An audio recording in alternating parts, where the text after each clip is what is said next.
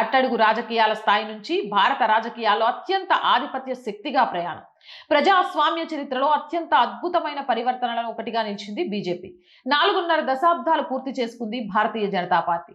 బురదలో పుట్టిన కమలం అంటూ ప్రత్యర్థులు ఈసడించుకున్న నాటి నుంచి దేశాన్ని అప్రతిహాతంగా పాలించే స్థాయికి చేరుకుంది. 1980 ఏప్రిల్ 6న అధికారికంగా ఆవిర్భవించిన కేవలం 4 దశాబ్దాల కాలంలోనే ఒక అల్పమైన రాజకీయ శక్తి నుంచి భారత రాజకీయాల్లో ఆధిపత్యం సాధించింది. నేడు ఇది ప్రపంచంలోనే అతిపెద్ద ప్రజాస్వామ్య దేశాన్ని పాలిస్తోంది. బీజేపీ మూలాలు 1951లో శ్యామ్ ప్రసాద్ ముఖర్జీ స్థాపించిన భారతీయ జనసంఘ్లో ఉన్నాయి.